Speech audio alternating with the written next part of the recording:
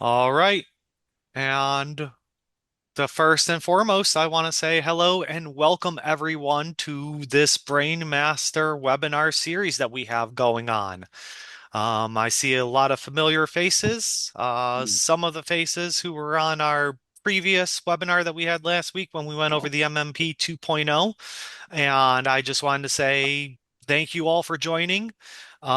Today we have a guest speaker coming in, a non-Brain Master person over here. For those of you who don't know her, it's Penijean Gracefire over here. Penijean Gracefire, for those of you who kind of know Z-score stuff, know that Penijean has done a tremendous amount of work with Z-scores, how she handles Z-score training, what she does with Z-score training. She's done a lot of cool and awesome things, and she has been kind of working and testing and playing around with kind of a different approach that's out there. And she was so excited to do so. She said, I want to do a webinar and show everyone this approach. So I will let her talk in a moment, but I wanted to let everybody know that this is actually a part one of two webinar. This is the introduction where she is going to be showing her new protocols to start. And there's Tom. Hello, Tom. Morning, everybody. So this is part one where she is showing her new protocols Looking with good, Tom. which, yes, hey, Jamil, how they work. And part two is going to be integrating them with the rover, and that is actually going to be next Tuesday. And so everyone who signed up to this one, you're really going to want to sign up for that one too. The meeting invite is going to go out later. We didn't want to really confuse anyone on it, so that's why, we're kind of doing it that. But without further ado, Penny Jean, why don't you take over and show us some things? You got it. So just for fun, I'm going to go ahead and share my screen so that there are colors and things happening in the background, while I also give you just a little bit of context for what we're going to do today and what I'm going to show you. So give me 11 seconds to share. And you guys know, you know the rule with me. I always share my entire screen. So if you see anything exciting, no, you didn't. But I do like to be able to navigate the windows because you probably saw from the announcement that we were going to essentially distribute the protocols that you're going to see today. And we are still working on the best way to do that. So potentially within this next week, as we get that recording up and posted and we get our final testing done on the couple of protocols, we will be pushing those out to you guys once we get everything finalized. But my apologies for how teeny tiny this this resolution is. You guys can probably see that it says P1 stabilize, and then most of these say 4-channel Z plus 4-channel dynamic amplitude, and then C3, C4, T3, T4, and then the main differences between these, other than the little 2-channel one, which is a C3, C4, is going to be that they are designated for an Atlantis hardware setup, a Discovery hardware setup, or a Freedom hardware setup. So the Atlantis ones should work on either the 2x2 or the 4x4. Obviously, the 2-channel will work on the 4x4. The 4-channel will not work on the 2x2. But whichever Discovery version you have, or whichever Freedom version you have, the Discovery or Freedom version should work on those. So this is essentially the same protocol with the pair down for C3, C4 for the 2x2 Atlantis. So these are the ones that we're going to be pushing out to you guys in the next week or so once we get the testing finalized. But that's what we've got. So regardless of what you have for hardware, there should be a version that works for you. And I will talk a little bit about some of the choices I made with the C3, C4 one to try to preserve as much of the feature availability in that one, even though we were down to 2 channels. Okay. The other thing I'm going to say is that I'm probably not going to keep an eye on the chat like as at the same time. that I am talking about stuff. So what I'll likely do is maybe give you the tour, talk for like 10, 15, 20 minutes. Please feel free to put questions in the chat, just general ones. If there is something I'm saying that you need actually immediate clarification on, um, hopefully Rob or Tom or anyone who's got the chat potentially open can just alert me that we've got a time relevant question on something I'm explaining. But the reason we did 2 hours is so that we will have plenty of time for me to show you guys stuff and for you to ask questions for us to just have general discussion about what's happening with the protocols and what's going on in general. Okay. So one of the things that I'm very excited to talk to you guys about, and let me just make sure, is anything on my screen currently being obscured? Like, can you see the images? Okay, beautiful. You let me know if that changes. Trackpads, trackpads are deceitful, wicked things. And sometimes I click on stuff. So what you guys are looking at right now is the third tab on a protocol that has a number of different displays. I am actually running a 4 channel T3, T4, C3, C4, T3, T4 file, an actual EDF live file, as if it were a person through here. So this isn't a simulation, it is a playback. I like to do playbacks when I can for demo, just so it gives you a little bit more of that variability you would see actually watching it operate. And that means that I can then actually keep the original settings and I don't need to move anything around so that you can see as close as I can to what it would look like when you run it in clinic. Okay, so I'm gonna go through the tabs first. This review tab will probably not be one you're using when you're actually working with real people and real EEG coming in, but this is why I've started here because we are using a playback. Okay, y'all have seen the CSA. I am a fan of it. One of the reasons I'm a fan of it is when you've got somebody, and I picked a 10-year-old kid running a session, so there is actually quite a bit of artifact, jaw tension, eye blinking, a lot of things that really should represent EMG and various other types of eye movement and eye artifacts so that you can see how it behaves in the wilds as close as we can get. One of the things I really like about the CSA, the compressed spectral array, and you'll notice we've got boop, boop, boop, boop,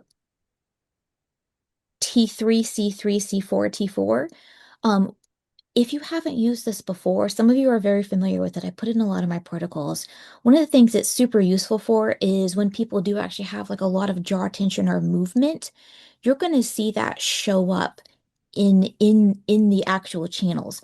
Each one of these is an array, an actual delta, theta, alpha, all the way up to beta, gamma. So on the left side is delta, which is where you're going to see most of the activity come in, right? Um, all your protocols, pretty much all your settings are going to default to a 7 microvolt display. As you guys notice, you can click this drop down and you can zoom in a little bit, or you can zoom out a little bit, depending on what you want things to look at. I will often zoom into maybe 2 or 4 microvolts. And what I'll do with this, if people have a lot of jaw tension, you know, T3, T4 can be tricky to work with. It was a choice for me to put T3, T4 into this protocol because almost everybody you're going to interact with has tremendous amounts of jaw tension. Even kids will have some jaw tension occasionally. You can see this kiddo, she has some anxiety concerns. You can see her jaw tension is a little a little noticeable. I don't even have to put it on 2 microvolts necessarily for you to see it because she's got enough.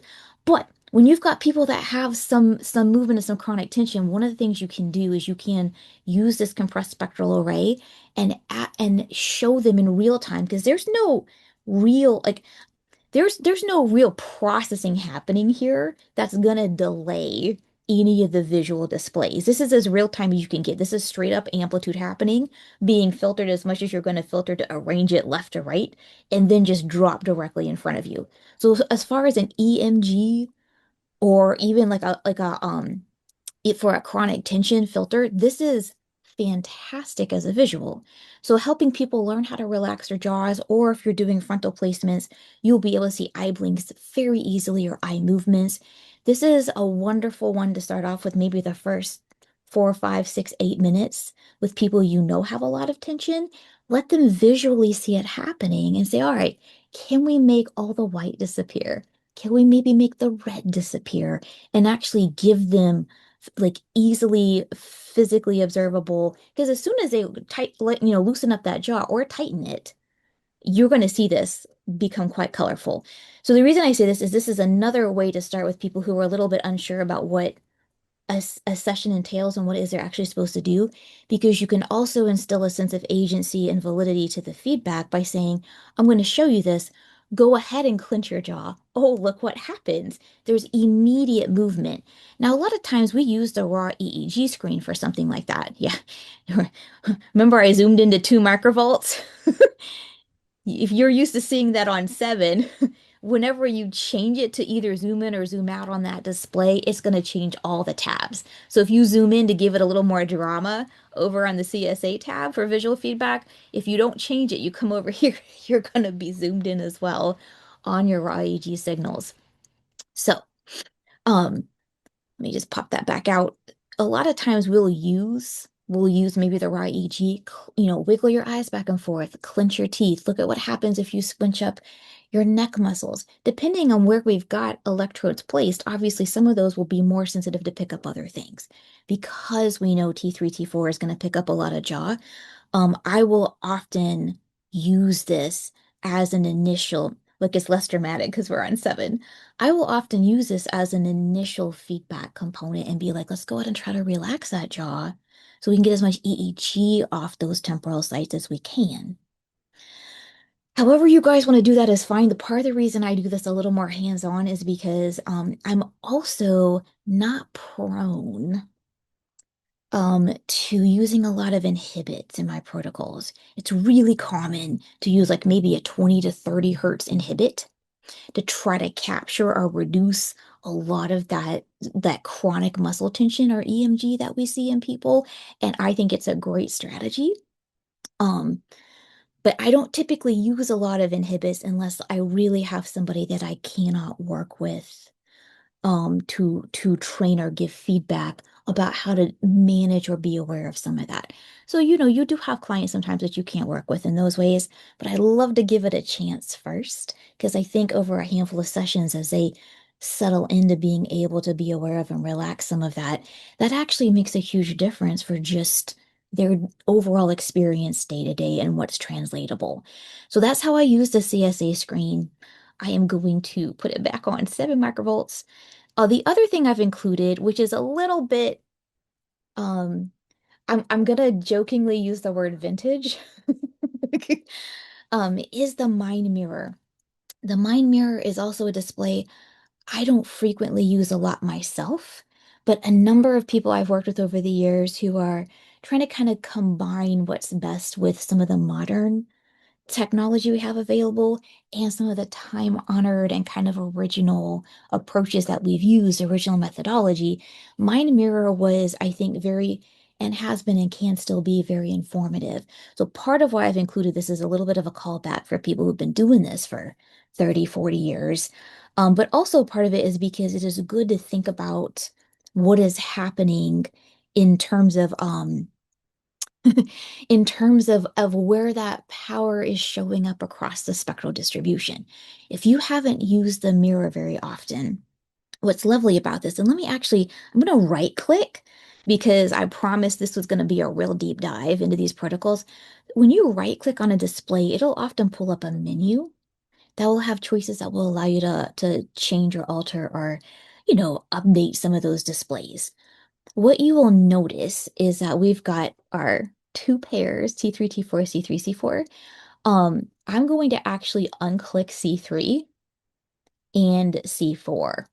Okay, what happened was the one on the right just moved over to the left because I just got rid of the one on the left. So that means what we have is C3, C4 on the left and T3, T4 on the right, if I am not mistaken. So what that means is that as you guys are thinking about how you would like to potentially use this, you've got delta on the bottom, C 0, 15, 30, 45. Those are your frequencies. So when they have a lot of eye roll or a lot of big motion artifact, you're going to see that gray bar get pretty big. One of the fun things to do with learning how to use this and kind of just seeing where the activity of the power shows up And this is why I was like, listen, 20 to 30 hertz is where you see a lot of that chronic muscle tension. Um, that 20 to 30 hertz range here, if you're seeing a lot of kind of widespread, consistent yellow happening, that's where it may become more useful for you to potentially add in a 20 to 30 hertz pivot unless you're trying to train a specific beta range in there for people who do have significant tension. Here's what I will throw out though. Um, there are less people probably walking in our doors than there were 10 years ago who are on benzodiazepines. Things like Xanax or Ativan or Valium, there are probably less people, I think, statistically, because I think benzodiazepines to some degree have fallen a little bit out of favor as just like a knee-jerk prescription that they're giving people for anxiety or sleep. There are still plenty of people using them. One of the things we do know is that benzodiazepine signature is going to show up in that 20 to 30 hertz range. So sometimes you're going to have people come in, you're going to do brain maps on them, and that 20 to 30 hertz is going to be a little a little more present on average. And we're going to look at that and be like, oh, that's a lot of beta. That's a lot of beta. This person is clearly anxious. Let me do some inhibition. Let me do some beta inhibit, which is a common thing a lot of people do, which often can very much help with some symptoms of anxiety or OCD or, cortical overarousal. The thing is, though, if they are actually on a benzo and you try to do a 20 to 30 inhibit, sometimes we even just leave those on kind of, just standard in some of our protocols. We keep that 20 30 hertz inhibit in there. If you were trying to actively reduce beta and they're on a benzo, you're gonna probably struggle with not only them have like not really being able to bring it down, but you might also get a little bit of bounce back, which could exacerbate some of the symptomology that they were trying to treat with the benzos and you're trying to treat with neurofeedback. So if you do have somebody with a lot of beta, maybe consider doing a handful of sessions without that classic 20 to 30 hertz inhibit. And potentially do what you can to use something like the mirror or possibly the CSA tab to work with the jaw tension, which is what we would probably be using that 20 to 30 hertz inhibit to address. Okay, I'm gonna pause real quick before I go on to all the fun, exciting, fancy stuff. Do any of you have questions about what I just said about using these two displays?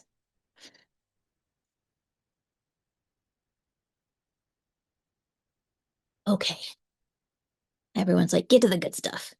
Now, the C3, C4, T3, T4 arrangement, if you've used some of my protocols before or been to any of my little workshops, you'll know that I'm a big fan of starting a lot of people with that C3, C4, T3, T4 arrangement.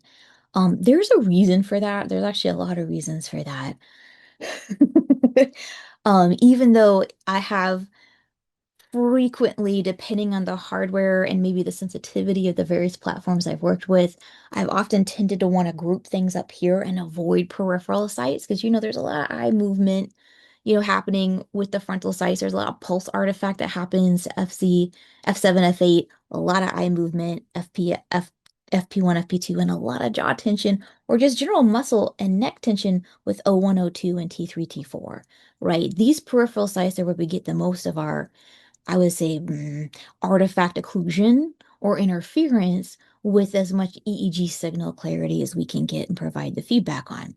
However, one of the things that I think is really worth considering is how the majority of what we describe as stress has such a somatic or body experience for most people. There's a reason that jaw tension is so classic across the board for many of the people that we work with. And I will definitely say, one of the things that's not helping is the sort of chronic hunching over our devices we've been doing for the last decade or so. That is a little bit more directly affecting probably the O1, O2 in those long fiber, like those long nerves that go all the way from the base of your skull to the front, so that people with those frontal tension headaches often have the tension coming all the way off their shoulders and neck, even to create the frontal tension headaches. So there's those long, uh, sort of like scalp musculature networks to consider when we're discussing like what are the outcomes of kind of having that postural impact of using devices all the time. But one of the things that is impacted by posture is definitely how your jaw sits, because your jaws are connected to your skull, which is what is physically sitting on the juncture of your spine. So the placement and situation of your jaw is also affected by a lot of that postural uh, habit over time. And so part of including that T3, T4 is about directly trying to tackle and make a difference at not just the whole sensory motor integrative strip, but also this idea of like, can we take a trouble spot that we know sensory motor integration is connected to the body, but also very relevant to where and how we hold tension? So, including it is a bit of a risk because of possible artifact, but I think the payoff is significant. Okay. So, the other thing that you guys will probably be familiar with, even though we do have a Freedom 10, a Freedom 20, and multiple 2024 Discovery channel, like, we have a much higher channel array. I've still kept it at 4 channels. That same C3, C4, T3, T4 for all of them across the board. Partially because when I add in, and this is going to be the fun bit, when I add in the actual amplitude feature, the specific amplitude feature training elements on top of the generalized Z-score training, it creates more complexity and request for what we're asking the brain to moderate and respond to, especially because, and let me just test this out real quick because this is going to change how I describe it. I'm going to my volume mixer. I'm right-clicking on my volume. I'm going to my volume mixer. If you don't already know how to do this, this is really useful. You will notice the volume mixer will give you an independent volume adjustment for everything in your computer that makes noise currently that's on, and you'll notice that my brain avatar one is muted. I'm gonna unmute it. Will you guys let me know if you can hear the feedback sounds?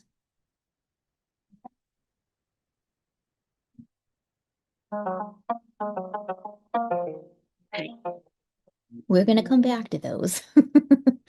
Part of the reason I want to just double check is because what I've done is I've actually done an independent feedback sound for each of the 5 things we're working on. So we've got the generalized Z-score stuff, and that is going to be a feedback sound that is representative of all the behavior of these metrics here. I'll talk a little bit more about that in detail. But the other thing that I've done is given you 4 additional amplitude requests, because that's what we're going to call them. Everything that we choose to base feedback on is essentially a bid for the brain's attention and response.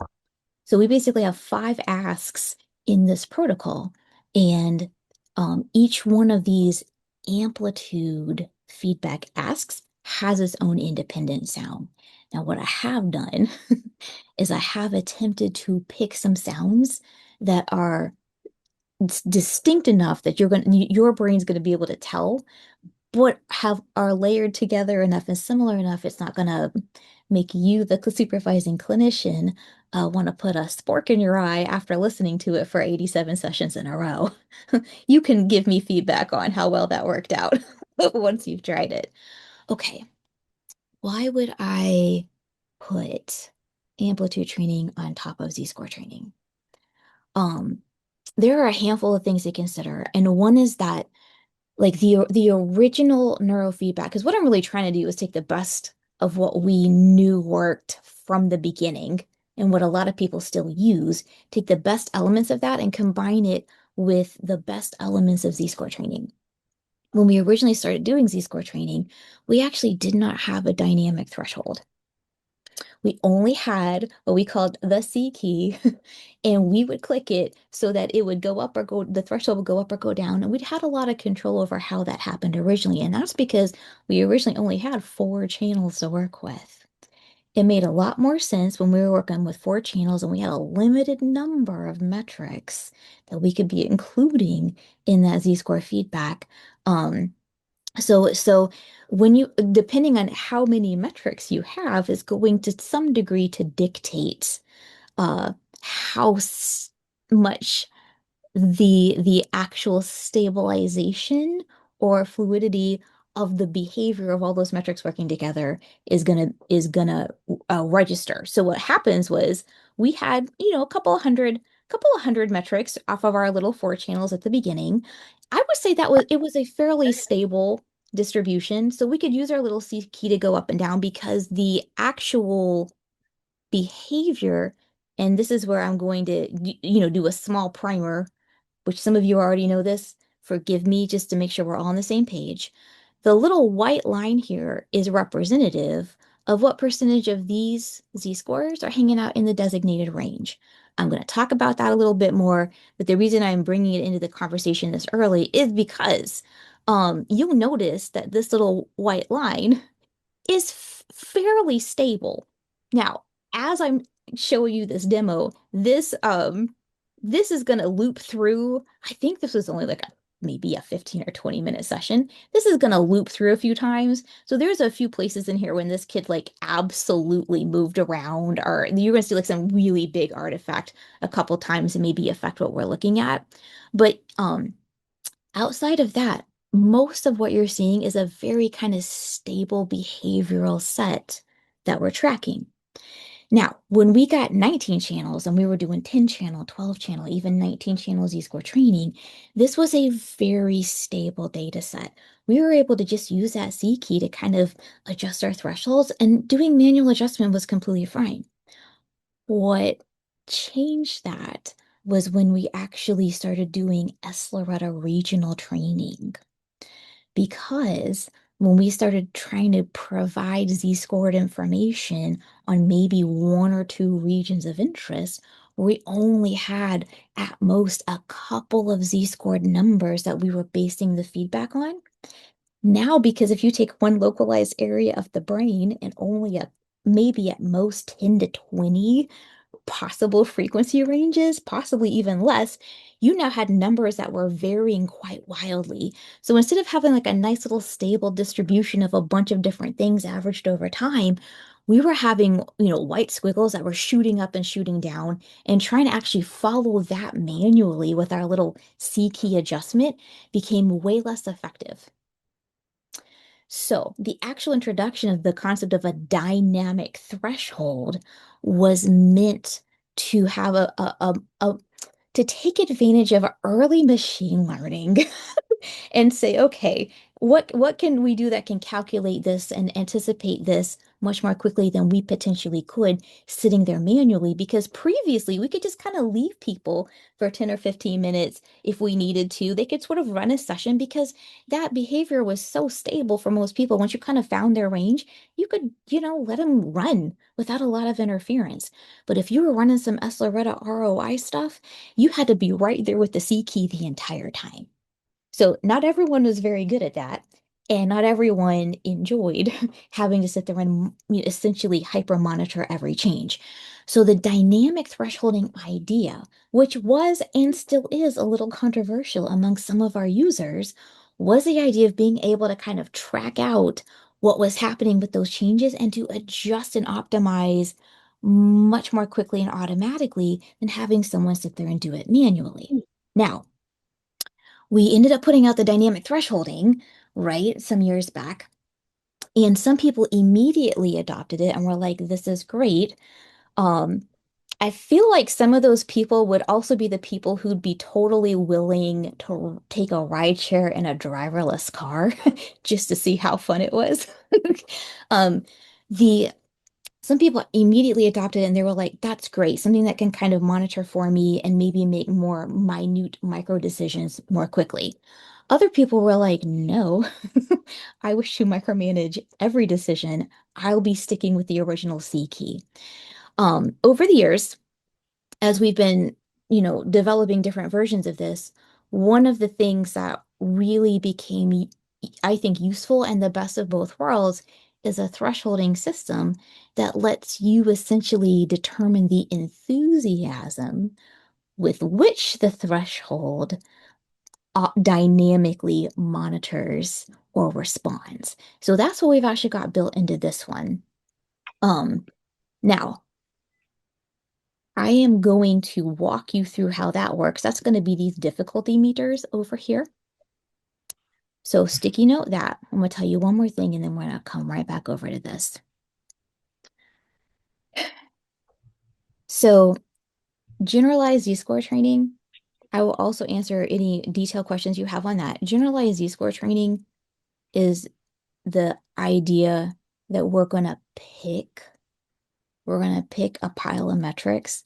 And the selections, the reason that this is targeted, even though there's some ranging and flexibility to how we contextualize it, the reason this is targeted is because the sensor sites, the locations that you pick, like we're literally looking at the activity physically underneath that sensor site.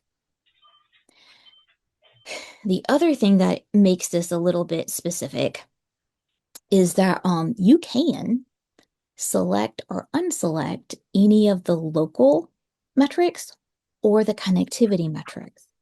So one of the other things that I think really advanced us in the early to mid 2000s was the capacity to give feedback based on connectivity metrics explicitly. You guys will notice this is C3, T3, C4, T4. You'll notice we have an absolute and a relative power column. These are the local power metrics at each of these locations. So these are the local power metrics for C.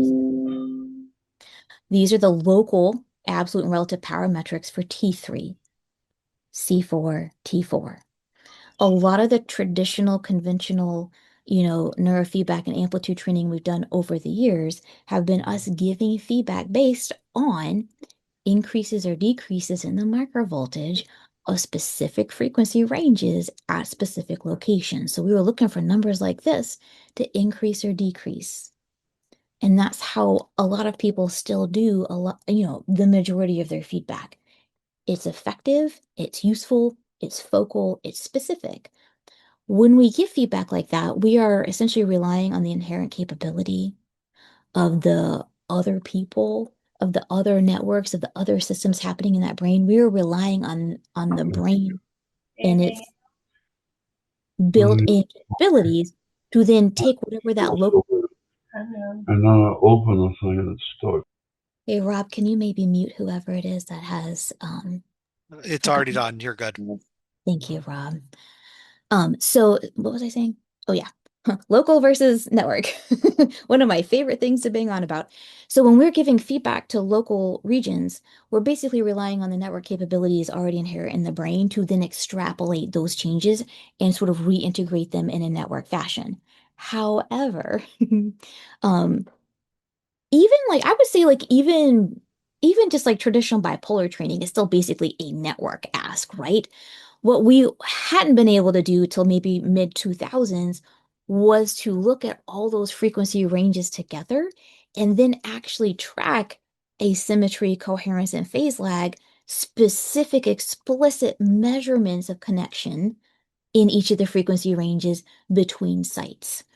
So one of the things that I think absolutely jumped us forward in efficacy was the ability to now give feedback on explicit connection behaviors between locations.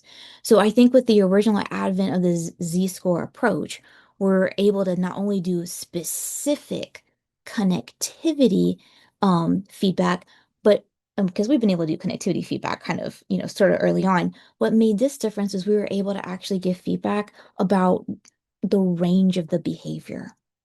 So instead of just asking for an increase in connected behavior or a decrease in connected behavior, we were able to say, instead of, just an increase or decrease in power, we were able to say, this is a target range. Can you hang out in here? So that if they were too much or too little, they didn't get the feedback only in the range. Now, I think this changed a number of things, and this is part of the reason that I'm not a super fan of putting a lot of inhibits into my protocols, because inhibits are wonderful at corralling. Um, I think that enhances or when we're asking the brain, we give the brain feedback when it increases a behavior or it shifts a behavior, I think is a little bit less bossy. Look, some people need bossy. That's completely reasonable. But I veered towards the Z-score training and the range approach because I'm not a person who really likes to be told what to do. I prefer to be educated and given options, and some people's brains are going to be like that. So originally, the Z-score training appeal to me was let's give them a range, and if they get in it, they're going to get feedback. And if they don't get in it, nothing happens. Like there's no inhibition thing, you know. Um, I think that works very well for a lot of people. However, it's not everyone is going to be able to respond because of a couple of potential compromises to their systems. As you know, when people are either chronically underpowered for various metabolic reasons, or there's been pretty significant damage to networks because of a brain injury, or just like, the couple of reasons, maybe just developmentally, the infrastructure never built in to begin with. Sometimes when we ask brains to engage in connective and local behaviors, they don't always have the capacity. So I was like, we know inhibiting things can be quite effective. Um, what if I combined an enhance ask with the Z-score training? The enhance is focal and specific, but the Z-score training is contextual and network. So I say maybe like 15 years ago-ish, I started adding amplitude asks on top of a network Z-score training. Okay, it's worked well. I've got a number of protocols that do that. But what I was doing the entire time was kind of a dynamic threshold Z-score training. So that was monitoring itself, right? Because that was a slightly more complex ask. There was a number of metrics happening. And so I would do a dynamic thresholding on the Z-score training, and that would basically run itself. And then I would do I would do a manual threshold on my amplitudes that I would layer on top on the same sites. A couple of years ago, I was like, hey, Rob, can you help me sort out how to do some dynamic thresholding on the amplitude asks that I'm layering on top of the Z-score training? And part of the reason I wanted to do something like that was because I wanted to be able to give people protocols, which this is, that you could simply load up, hook someone up to it, and click go. And it would actually run itself as much as is possible for a protocol to do. Part of the reason I've been working towards this approach, and if you've used any of my Z-score training protocols over the years, I've been like, listen, I'm trying to make it so you can just click it, it goes, and you don't actually have to sit there and manually adjust things. It should be doing it for you. This should be adaptive and responsive in real time, right? So I kind of really zoned in on doing that much more with the Z-score training, much less with amplitude training because I always felt like amplitude training is a different animal and it really needs more attention and sort of more manual adjustment, right?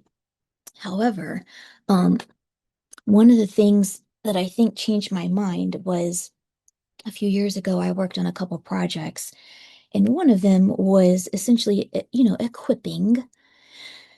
equipping some nurse practitioners that go into some skilled nursing facilities and work with, I would say it's a really challenging population. People who are currently in skilled nursing facilities or, long-term care facilities, they often have a lot of challenges to potentially be good candidates for neurofeedback, right? There's often a lot of muscle tension, posture issues, sometimes tremor conditions, right? And then there's usually some difficulty depending on whether they're like in memory care. There's usually some difficulty with orientation and even understanding like what it is that's happening. And so when you're like, who's my ideal neurofeedback candidate? It's usually not going to be someone who has trouble sitting up straight, shakes a little bit, and can't remember what you're doing 10 minutes into a session, right? However, the original Z-score training that I was working with, um, most of it was built out of my work with a bunch of kids on the autistic spectrum and with developmental delay. You guys have heard me talk about this before, but the part of the reason that I have a lot of confidence in giving, just handing you a Z-score protocol of my design and saying, just, you know, hook someone up and turn it loose is because of the years that I essentially spent field testing out. What are the ways we can make bids for attention? What are the bids for attention that we can make to somebody's brain and central nervous system that requires the minimum amount of their interest and investment for me to have the maximum amount of like kind of attention extraction or orientation response? Like how do I take the burden out of myself to capture and to somewhat hold the attention of that central nervous system? So the Z-score training protocols that I use in the base one of this is essentially built off that concept, right? So I was like, all right, I'm fairly confident working with kids that this is, and a lot of adults. I was like, what is the next most challenging population I can think to work with? And it was elder care with, a lot of artifact occlusion and potentially orientation and memory concerns. So for a couple of years, I um and this is actually why I had asked Rob originally, can you help me figure out how to do a dynamic thresholding, specifically on some amplitude layering on top of the Z-score training, right? Because what I wanted was I would say almost I would say I get a solid 65, 75% response kind of across the board in clinical cases I've worked with or supervised or consulted on with the type of Z-score training that I give out to people, right? I mean, there's usually if you can get the right setting, the right sensor sites, the right, network to work on, I get really good results. But there's always that last maybe 20, 30% where there just needs to be a little bit more specific or focal enhancement or ask. And that's where the amplitude comes in because amplitude training is a very focal and specific ask, right? And so for years, I've, layered a little bit of manual control amplitude training on top of stuff to put a little bit extra ask into frequency ranges and at locations that I think need more attention. But this program I was working with, um, the I was not in a position to do the training of the nurse practitioners that were going into the facilities. I was not in a position to supervise or monitor how good of a job they were doing hooking people up. And over the course of the program, as it evolved, we had pretty consistent challenges with data quality, quality of hookup, signal stability, um, and because I was not able to hands-on fix that, I was like, okay, we have some real data quality challenges here. How can I make protocols that have the most resilience and best chance for efficacy in a challenging population with a not very robustly trained delivery process? And also just there's just gonna be a lot of artifact in here. How do I work around this? So when I reached out to Robin, I was like, can you help me make some dynamic thresholding specifically for the amplitude asks? The reason for that was is I was like, all right, if I can't be the person doing the training of the people who are going to deliver this service, how do I make absolutely everything as automated but still responsive as I can? And so after a couple of years of watching these types of protocols operate in that environment and seeing the level of change in response we did have in that super challenging population, I'm feeling really good about giving it to you and letting you play with it. Now, what does it actually mean when I say it's a dynamic thresholding on the amplitude asks? All right, you will notice that there is a lot of thermometers, probably more than usual, on this little control panel. So this is the one down here. It says P1, stabilize. This is the main control panel for the whole protocol. Um, if you guys let me know if you have any trouble reading these. This is a T3 and a T4, C3, C4. I try to arrange it just a little bit visually so you could also think about that sensory motor strip, right? So you'll notice this says 11 to 14 hertz up at the T3 and T4, and this says 15 to 18 hertz up at C3 and C4. So there are 4 amplitude asks that are happening. Um, you will also notice that the little threshold indicator uh is enthusiastic and dancy. It is adjusting itself. It is adjusting itself on a specific set of criterion that I have built in based on what I think anecdotally are how I've observed getting my best results. If you come a look down here, we've got T3, C3, C4, T4. Um, please feel free to give me a little feedback on if these numbers with the slightly darker colors are harder to see. I may actually, because the problem is if it's a light color, it's harder to see up here in the gray. And if it's a darker color, it's harder to see down here in the black. I may end up making a choice to make this a little bit lighter. So if you guys tell me that you are having trouble seeing these bottom cup set of numbers, I may go ahead and change that to a lighter distribution. So here's what you'll notice. First and foremost, this blue column, percentage of time. This is the percentage of time that whatever that metric is meeting the threshold or the criterion ask, which means it is the percentage of time that feedback is occurring. Up here with the surface z-score stuff, like pretty much everything on the top half is z-score relevant, right?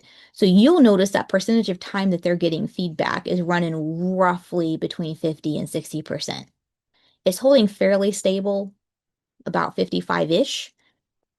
The way that I have set this up is to capture a, like whatever the z-scored metric is, and you've heard me say this before, I really want to see roughly 40 to 60% ish continuous variable proportion of feedback.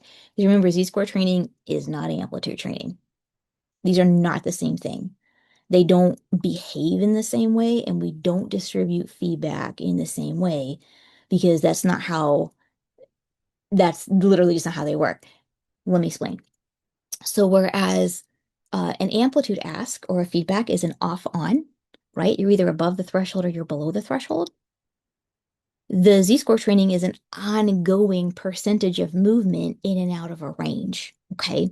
So over the years, what I've seen deliver the best results has been sort of a like a roughly half, we want half of the metrics within the range roughly half of the time. So I have optimized that dynamic thresholding ask to essentially monitor and adjust in real time so that you're getting ongoing proportional feedback. So roughly half the time you're getting feedback. Now, small, small commercial for Tuesday. Um, one of the things that makes the Z-score training, like this type of setup, so useful to pair up with something like a rover where we're potentially delivering photobiomodulation or pulsed, electromagnetic field uh in conjunction with neurofeedback. We're actually doing STEM in conjunction with neurofeedback. One of the things that makes this sort of 50 and 50 model very useful is I am able to offset the neurofeedback elements, like the sense the maybe the auditory or the visual feedback with STEM. So that means roughly half the time you're going to be getting auditory or visual feedback from the EEG neurofeedback, and the other half the time when that's off, the STEM is kicking on. So you're getting essentially half and half neurofeedback and STEM, and they are linked to each other in a contingent way that makes them really quite informative. So I have looked at a lot of different ways to pair STEM with different types of EEG modulation. In the Z-score training, where we're looking for roughly 50% ongoing proportional feedback, has ended up being a very natural fit to pair up with STEM because of that. I'm going to jokingly say 50% duty cycle. There's like a nice even, distribution of what you're getting in a session. We'll talk more about that on Tuesday, but I found that to be quite useful, even though that wasn't entirely intentional at the beginning, right? Now, that's how the Z-score training works. Um, Amplitude training is not like that. Because amplitude training is not about like sort of an aggregate network of movement, it's not necessarily about like percentages of metrics coming within a range. It's much more of a focal specific ask. And so over the years, as I have, and I think this would bear out with like traditional behavioral learning and what we've seen over the years, what has appeared to me to give me the best results is to give feedback roughly 30% of the time with the off on approach for an amplitude feedback. It seems as if it's maybe exceeding more than 35 or 40% of the time with that off on feedback, it seems like it's a little harder for the brain to discriminate which focal metric we're asking for it to respond to. If it's less than maybe 25%, it's like there's not quite enough feedback for it to figure out what it is that you want it to do. So either you're not giving it enough for it to discriminate or determine what the feedback is based on, or you're giving it too much to be able to discriminate what the feedback is based on. So somewhere around 30% actually seems to be the ideal range based on what I've seen. Obviously, you got a 25 to 35 spread. People are different. It's dealer's choice, which is why I'm going to show you how these difficulty meters work here in a minute. But conceptually, and this is what I've seen work best. So in my a lot of my older designs, I would have manual adjustment on my amplitude and dynamic adjustment on the Z-score and be like, don't worry about the Z-score stuff. That'll run itself in the background. You just determine like how you want that thresholding to work and what you want to adjust. That still actually left the clinician with a lot of decisions to make and a certain amount of supervisory requirement in a given session if they really wanted to optimize. Okay, and what I was telling them most of the time was keep it in the or around the 30% range if you kind of want to see like the best, maybe your best outcomes depending on your observations with how challenging or easy it is for this individual. Okay, so obviously you can imagine when I now had the last couple of years, I now had a program where I couldn't really directly train the people who were delivering the services. I wanted to give them that additional enhanced like amplitude ask on top of some of that Z-score training. But I couldn't really micromanage like the explanation, education of how they could make decisions. So that's when I reached out to Rob and I was like, listen, I need a way to run a dynamic thresholding on the amplitude that allows for me to essentially set it so they're going to get feedback roughly 30, maybe 35% of the time. And that's really where that came out. It was like me essentially being like, how much can I literally automate in the background that's still responsive to the individual doing the session? You've heard me say that I really want protocols that are all the same framework that you can put on basically anyone's brain, and it's going to meet that brain where it is and adapt, and respond in real time to what is happening in each session. Because every person you put it on is going to be a little different, but every session they come in, it's going to be a little different. Like if you train the brain and it's responding, that brain changes over time. You can't step into the same river twice. You can't train the same brain twice if it's actually working. So I need something that is progressively adaptive. So that's really where the Z-score training was shining. Um, and I wanted to be able to pull what was really good about amplitude training in on top of that. So what I did And you guys will also notice 15 to 18 hertz is probably a pretty usual range to ask for a little bit of amplitude training in. 11 to 14 is not as typical. Usually we're doing like an 8 to 12, maybe like a 12 to 15. Like when you think about that cusp of transitional response between slower wave and faster wave behaviors, right? We talk a lot about the sensory motor rhythm training, the SMR training, where we look at the 12 to 15 hertz behavior across the sensory motor strip. The other foundational pillar I really wanted to hand you was the most modernized version I could give you of some of that original OG protocols from literally the 70s and 80s that many people got so much utility out of, right? So if we think about it kind of like that original alpha training or sensory motor or 12 to hertz across the central strip training that so many people benefited from and that drove a lot of the interest in the foundations of our industry, um, there is so much state flexibility inherent in how good of a job we do transitioning between alpha and low beta states, right? Especially when we're thinking about brain and body integration, which is a lot of what that sensory motor strip is in charge of. So, how we orient in space, how we kind of manage arousal and response, like a lot of like how quickly and easily we're able to shift attention or manage or self-soothe or regulate like body tension, right? A lot of that is that sensory motor integration, like location across the head, but it's also those specific ranges from probably, I would say, like maybe about,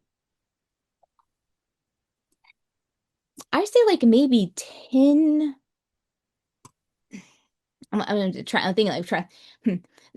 However you cut it, there's a couple different ways to think about it, but I would say like probably 10 to roughly 16, 17 hertz, like that range right in there is going to be super indicative of someone's capacity to shift appropriately between more engaged or less engaged.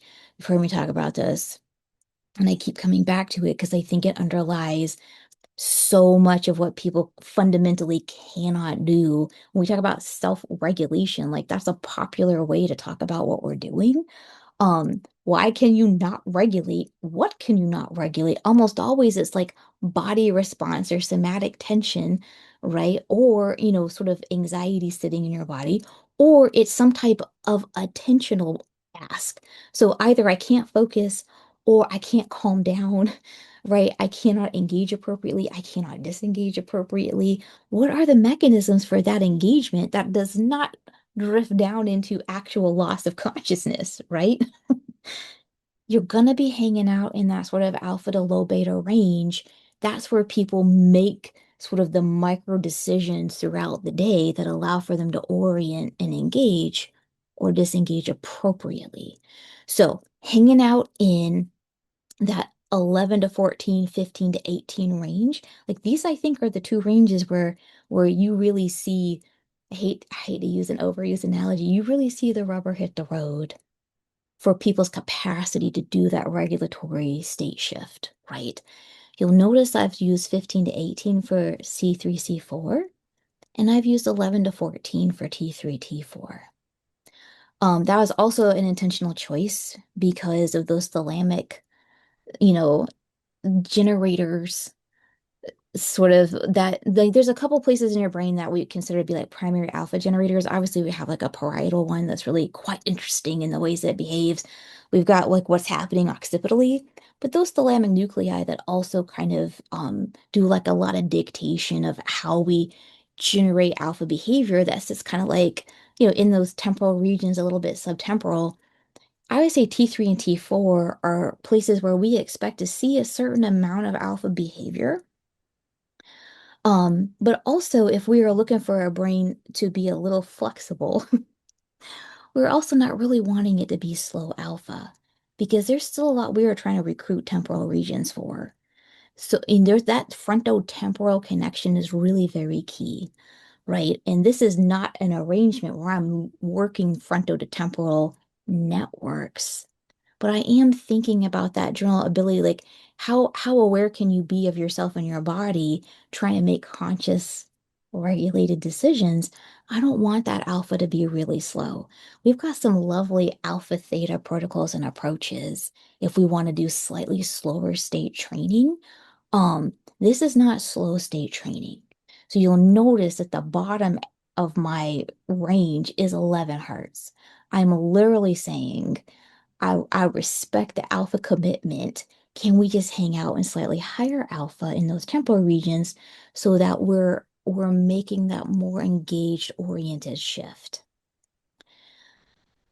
Differentiating between 11 to 14 and 15 to 18 was also a choice because there are some specific motor network things happening between, say, like the basal ganglia and the cerebellum and the anterior cingulate. There's some specific subcortical motor things happening that I think are really critical for state orientation.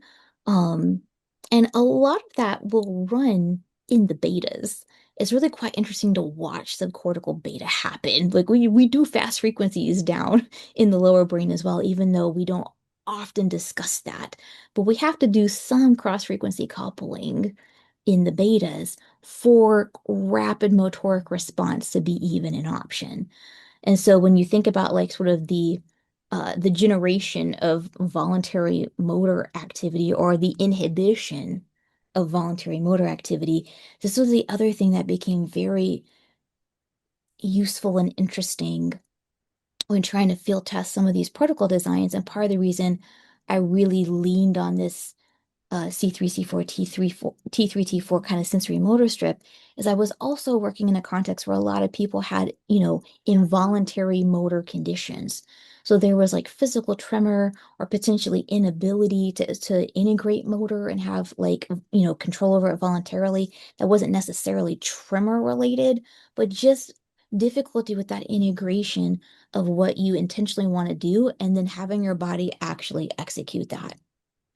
And so, even though I was kind of working with a lot of conditions and trying to figure out how to support and maybe alleviate some symptom severity in those types of conditions, I was also noticing that the orientation, scanning, and sort of safety responses that people were experiencing were also impacted in a positive way.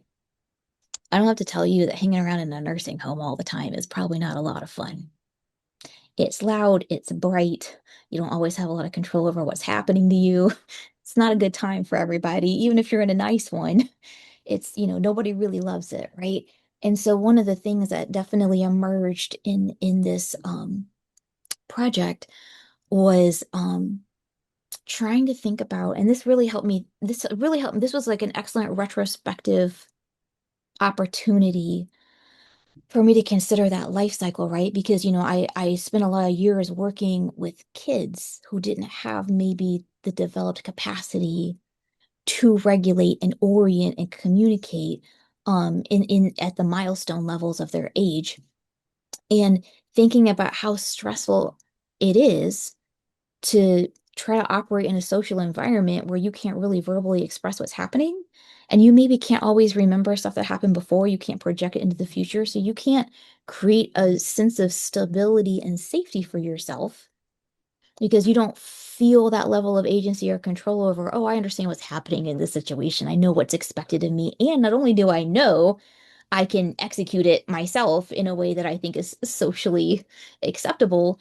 And the capacity that we have to navigate interactions or our environment, like sometimes we take that a little bit for granted, and we don't always think about how deeply physiologically distressing it is to not be able to do that. And so, kids are considered a vulnerable population because they don't have a lot of uh maybe authority and control over their own lives and decisions and well-being. And that is a whole other discussion. But we know that, like the majority of the time, like if your brain hasn't matured into a place where you can maybe make good contextual decisions for yourself, we consider like kids a vulnerable population for a lot of reasons. But that means if you're not even hitting your milestones, right, developmentally, then how are you supposed to feel kind of comfortable, confident, and safe in an environment? So a lot of what drives, kids who are on the spectrum or have developmental delays or people like maybe with like significant infection or illness or injury related functional challenges, a lot of what potentially drives what we're calling aggression and acting out behavior is often fear and frustration, right? Like they can't stabilize, like they can't like figure out how to project, how to remember and then project into the future ways to um stabilize their understanding of their environment and to reliably interact with it. And so either they can't do that and they feel very afraid a lot of the times, or they can to some degree understand what's happening, but they cannot then express or execute physiologically or verbally what they think are the expected responses.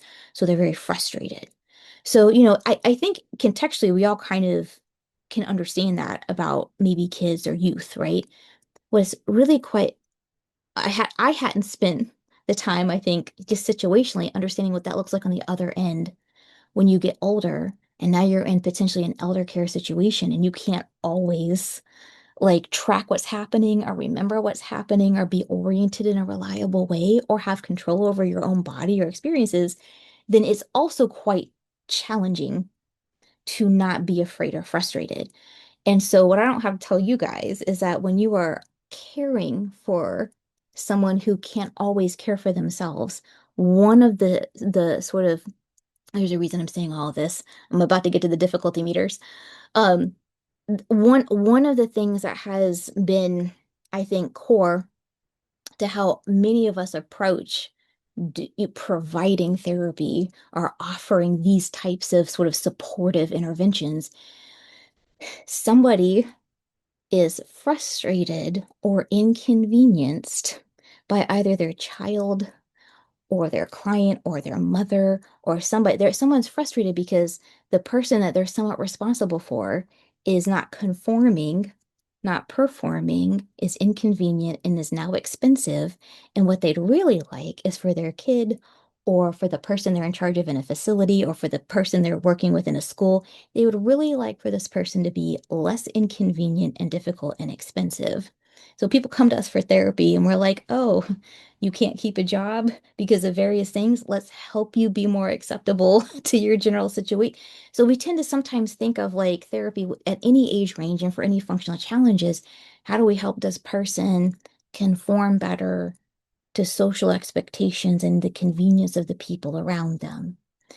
And I'm not even placing a value judgment on that so much as saying if we are going to think about why do people have difficulty doing that?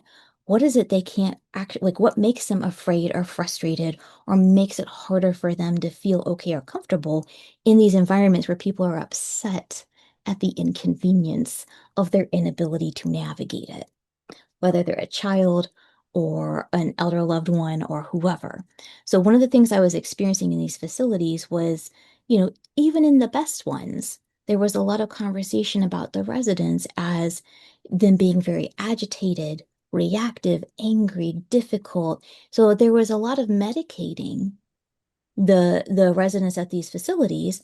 And so one of the things that does happen is that you know, GDR is one of the parameters by which sometimes the funding of these facilities is determined. GDR is gradual dose reduction. And so the idea of one of the parameters that are tracked in many of these maybe state or federally funded facilities that provide services is how heavily are they medicating the residents and the people they're working with. So part of the reason we got a little bit of an opportunity to try the neurofeedback in this context was they were looking for something that might help with the agitation and the difficulty and the reactivity and just the general functionality of the residents. Now, told you all of that to say, I did not actually have very high expectations, even though Rob did a fabulous job for giving me what I needed to put these protocols together. And even though I did it easily like 6 months of meta-analytics across the literature on various different types of, conditions like post-stroke and, post like I was like, what are the things that we're going to really encounter and try to work with? I still didn't have high hopes. And I was deeply surprised by the level of response that we experience with people that I consider to have very severe presentations, memory wise, tremor wise, just like almost everything you could imagine. I saw surprisingly reliable changes in a lot of the residents in their 70s, 80s, and 90s who I did not consider to be ideal candidates for this. Now, I'm telling you all this because um I am about to show you how to monkey around with and change the parameters of how the feedback works because I believe in free will. But I'm going to tell you, you can just hook this up to somebody and let it run without changing anything and should be able to expect reasonably reliable levels of response if you're not trying to work with somebody that's got like a significant pharmaceutical intervention already in place or significant metabolic challenges, right? Okay, so I'm putting out my plug for, listen, this already works as is because of all the things we did to try to kind of make it responsive and dynamic without you having to mess with anything. But if you look over here on these difficulty meter thermometers, I'm going to be a little technical. You're welcome to zone out. This first one, it says Z. Diff is just for difficulty. And difficulty just means how enthusiastic we're asking for that dynamic threshold to actually monitor and optimize, right? So as I told you, the the Z-score one is set to provide to follow along with the behavior and provide roughly 50% of the time to provide feedback, right? My amplitude protocol ones are set up to provide feedback roughly 30-ish% of the time. You'll notice that I'm saying 50 and 30, and they're running a little bit more 35, 55, completely fine. Anything kind of in roughly a 10-point range around that, totally fine. Um, and that's what I want is just a little bit of flexibility. The Z-score one, this first thermometer that says Z difficulty, that is the one that actually determines how enthusiastically that dynamic threshold for the Z-score training operates. You'll notice it says 100. This says 110, this says 115, this says 110.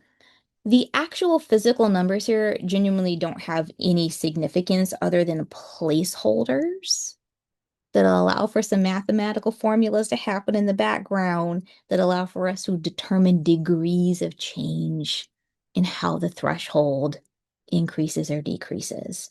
So I'm going to tell you right now, 100, 110, 115, this doesn't mean anything other than us tracking degrees of change in the thresholding. But what I am going to tell you is if you leave this at 100 for the Z difficulty one, the Z scores one, if you leave this at 100 and you don't touch it, this is the 50% automated range that keeps you roughly in that 50 to 60% behavioral range. If you don't touch it, that's what it does. It runs itself. It's there for all the reasons I just spent 45 years telling you, like why I made those decisions, right? These other four are the ones that manage the thresholding for each of the individual amplitude asks. Individual. Like literally, there are five things going on here, five different feedbacks, five different thresholds. Now, these you'll notice all hang out here at 115. Again, don't really worry about like there's no special, oh, this is 100 and that means 50, and this is 115 and that means that. No, don't worry about that at all. Um, if you leave these at 115 and you don't touch them, that means that the dynamic thresholding framework is going to keep and going to track your live EEG and essentially try to keep your your feedback response percentage around 30 to 35%. So if you don't touch anything, this is going to run your Z-score training roughly 50% feedback, and it's going to automatically adjust and track your amplitude behaviors at those locations and modify this so they get feedback roughly 30 to 40% of the time. It will run everything for you. You can just hook someone up, you can click go, and it's all done. If you want to mess with it, which you are allowed, if you want to get in there and mess with it for whatever various reasons, sometimes I'll say, look, if you want to change this around, here's how you do it. And people will be like, well, why would I want to change it? If you don't know why, you don't want to change it. Leave it alone.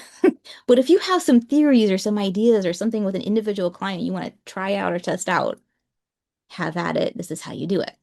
Okay, pressing the hotkey, lowercase, makes it harder. Shift plus the hotkey, uppercase, makes it easier. All right, see down here. Again, if you're having trouble, my apologies. This is T. In the parentheses, it says T, D, A, B, H. Again, the letters are meaningless. They're just what we had available to assign to things. Hotkey just means like physically the key on the keyboard, right? So for the Z-score one, the hotkey is T for threshold. That was the original one, so it got T for threshold. The other ones are just like what we had available to assign. Okay, D. Hotkey just means the physical key that we're using as a dictator on the keyboard. I'm going to tell you this right quick. If you are not physically clicked into the window, like if you've pulled this up and then you've navigated away to look at something else and you have not physically clicked back into the Brain Avatar window, when you start clicking keys on your keyboard, it's not going to know to apply it. And so you're going to be clicking and it's not going to be doing anything. You have to at least physically left click like one time into the window of the training screen. This seems like a silly thing to have to tell you. But I have absolutely seen people be like have entire tech calls around why doesn't this work? And it's just because they just didn't left click back into the window to apply the keystroke physically to the ask. Okay, so I'm going to show this to you. Here's what I want you to watch. I'm going to do the D key. So here's what we're gonna watch. We're gonna watch, see the green T3 11 to 14 hertz, these green numbers, which I am gonna talk about these as well. I want you to watch, see this blue, roughly sort of 35, 36, 37. See how these kind of are all roughly the same? What I'm gonna do is I am going to do shift D, shift D. I want you to watch this 115. So when I do shift D, click 114, click 113, click 112, click 111, click 110. I'm actually going to take it all the way down. I'm going to be real dramatic here. I'm going to take it down to 100. I just clicked it 15 times. Shift and D. This just disappeared because remember I told you we actually got like really EG. This is the section in the file where the kid like moved around a bunch and like dislodged a couple of electrodes. That will settle back in. One of the things that is interesting about these displays is if there's sufficient enough uh, artifact, it will actually wink out this display. So even if you don't put the ding ding ding, which I don't have this on a strong ding ding, you know how sometimes when there's enough artifacts, some of the protocols in the BrainMaster system will have that notifier. It'll give you that loud ding ding. Even if you don't want to have the ding ding and you want to look at this, but you know, and you're not like tracking the raw EG necessarily, this is a visual indicator to you that there's a lot of artifact happening that you may not be able to see because we're looking at very processed displays. Okay, so if this goes out and goes completely black, then it is worth it for you to probably go look at your raw EEG and see if there's something happening that you need to adjust. I did not come up with that. That was BrainMaster, but it is a feature I appreciate and use. If you do just the regular lowercase, so now I'm not doing shift, I'm just clicking D. So this is not capital D, this is just lowercase d, right? If I click D, and now instead of going to 115, I'm actually going to go past 115 and I'm going to go up to like 130, right? So what I'm doing is I'm going to do it with this one as well. Nope, I'm going to leave it. I'm going to leave it so you can see the difference. So now what we've got is we've got the blue one is easier. The two purples are going to be the same that they were originally, but I want us to watch this green one because what should happen is over the next 2 to 3 minutes, because this is not an immediate shift, over the next 2 to 3 minutes, this thresholding, you should actually see this number, this 33%, you should see that drop. So we're going to give that a second to cook. I'm going to feel much better about the fact that I confused myself about upper and lower. This is all working exactly like it should. I'm going to have a small sip of caffeine. We're going to give that a second. You notice it's already gone down to 27%. Okay, so if I'm pretty confident about the fact that all these running around 35% is kind of the ideal, why would I give you the ability to change the z-score off 50% and to change these off of 30%? Here is where I'm actually going to open a little window, right? Um, and like ask the class, do you have some thoughts on why you might want to? Because I have plenty of thoughts. You've been hearing me have them. Do you have some thoughts on why you might want to physically change the thresholding specifically on the amplitude training? And you are welcome to drop it in the chat or unmute and contribute because now we're hitting the Q&A section of this webinar. Do you guys have some thoughts? Do you have some questions? This is about the stage where I really want to open it up. I've given you some data and I want to hear what you have to say and what your thoughts are about how this works. What I'll do is I'll wait a minute if you don't have any thoughts or Rob's not seeing any questions in chat. I'll just keep rolling. You know I'm capable. I've done it before with some clients who have extremely out of range amplitudes, where we sometimes start up and then very slowly, usually over 1 or 2 sessions, tease it into the range we're looking for and then really keep the training on that. Okay, this is actually a great input because a lot of the reason I was reluctant to go with any sort of automated or dynamic thresholding with these. This is why I spent like 10 years handing out protocols that had dynamic thresholding on Z-score training, but fully manual threshold adjustment on the amplitude training was because I really wanted to kind of micromanage how gradiently I asked people to move, right? Because if they did have very low amplitude, and this is something that's actually honestly very interesting to me because there have been a few times, when I've been trying to do some connectivity training across a couple different platforms, and I have not really been able. I'm actually doing a workshop on cross-frequency coupling at ISNR, and you guys have probably seen there's like some really fun cross-frequency coupling stuff coming out of the BrainMaster corner this year. So I think this is going to be like an ongoing discussion. It's also going to inform some of the protocols that I'll be handing out as well. But one of the things that's been very interesting to me is as we are looking at, this array of, oh, hey, we can actually provide feedback on the behavior of the entire power spectrum. And we can also provide feedback on the behavior of the entire power spectrum across multiple connectivity metrics. What this has done is it has changed us from more of a local integrated in to sort of a complex network conversation.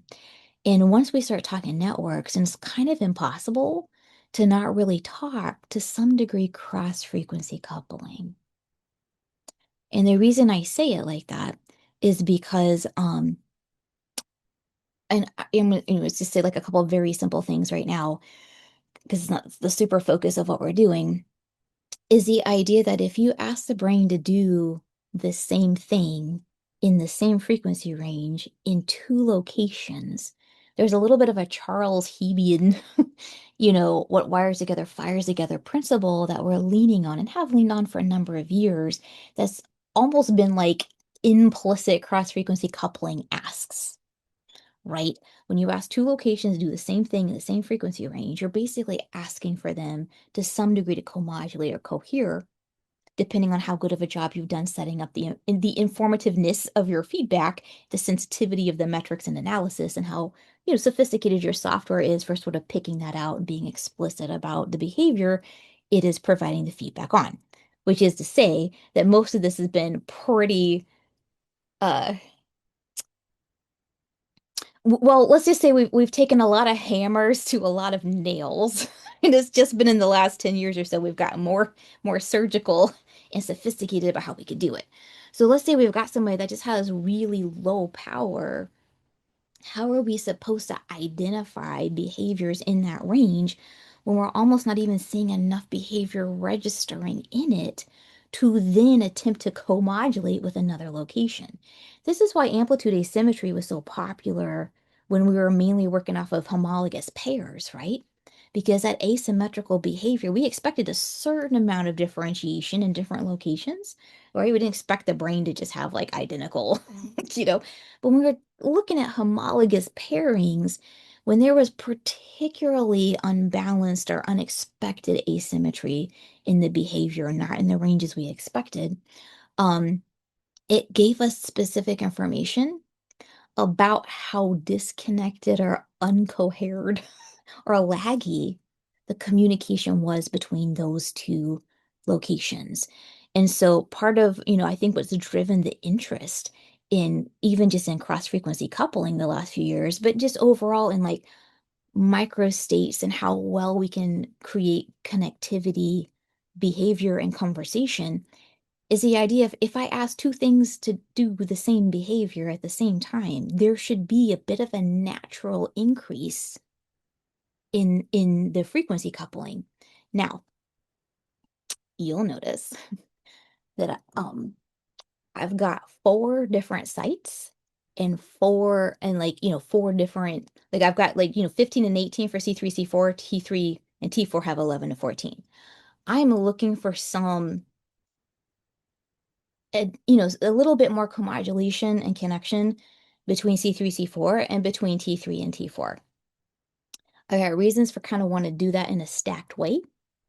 And I am not too worried about those differentiators just because I've got that nice little surface Z coming behind and connecting all the pairs across all the explicit dynamics, right? However, the problem is if I got a T3 that's very low power, and you'll see that sometimes you'll see very low power in the temporal regions, whether it's a metabolic origin or a brain injury or something going on, it's not unusual to see lower power on one side or the other in a temporal region. I want both of these running in roughly the same ranges. So I've asked them both to do the same thing at the same time. And this is a power ask. Almost all amplitude training is essentially a power up ask. Or it could be a power down if you're doing an inhibit, right? Mine are going to mainly be power ups. Part of the reason I'm not big on inhibits is because I'm also thinking metabolic load.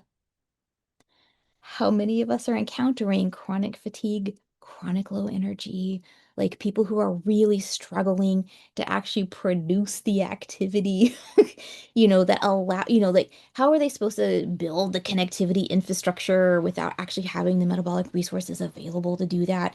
And this is why a little bit of what we may talk about on Tuesday with why would we add in or supplement this with photobiomodulation or pulse CMF?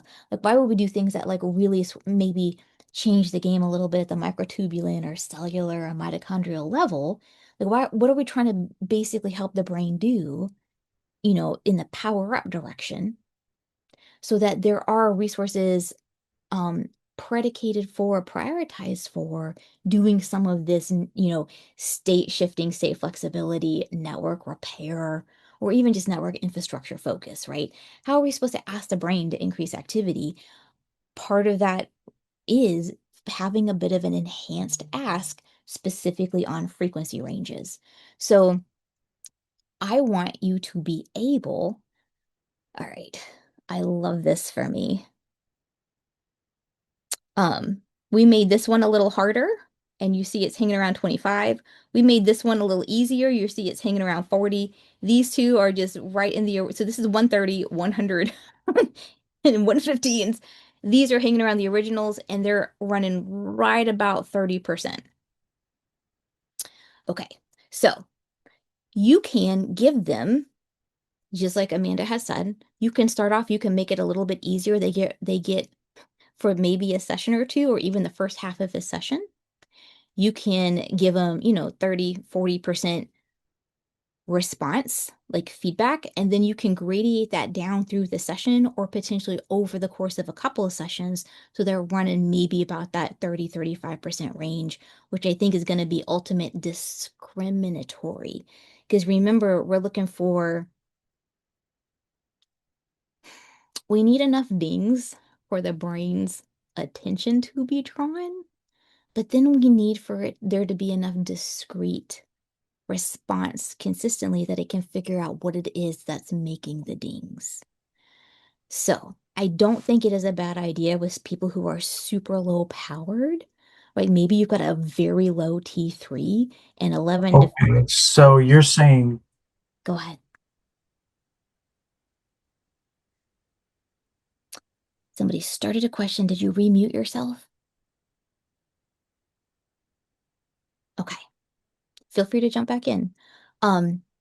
So if I've got a very low potentially, now how am I going to figure that out?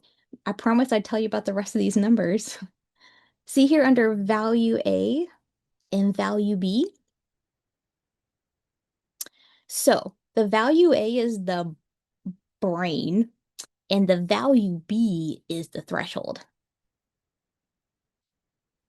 You will notice that, so this is actually microvolts, right? So this is the actual ongoing, you will see I have not dampened this.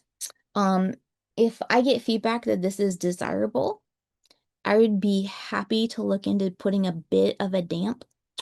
So just the numbers change, not in real time, maybe a little bit more slowly so you can see patterns. The reason I'm not worried about that is because I'm like, you don't have to worry about it. Like part of the reason that we would potentially put some dampening on this is so that you could watch for patterns and make manual changes on where you'd like for that threshold to float. There are two things happening here. One is you can physically see what the actual microvoltage ranging is in real time. This is the brain activity. This is the threshold, following it around to maintain that whatever percentage we've set it at, right? If you're looking at these numbers over a session or two and you're noticing that whatever this little range is, because you'll notice like if you look at green, right? You'll notice it'll range from about 2, like 1.5 to like almost 10 or 12 microvolts. Boom, boom, moves around. The brain's doing this all the time, much more rapidly than we can really track, which is why I'm saying a dynamic tracker in the background that is adapting in real time faster than we can is going to have a better chance of capturing consistent behavior over time. I say this with a certain level of confidence because I have seen potentially the results of this type of approach. So I feel comfortable. I've had enough data sets to average over to say, hey, this does a really good job of asking for things and monitoring the sensitivity of that feedback in real time. This is a controversial thing to say in a learning behavioral heavy environment when we think about a lot of traditional neurofeedback where we put a threshold, right? And then we don't want to move the threshold around a bunch. Like we want to sort of progressively move it over time.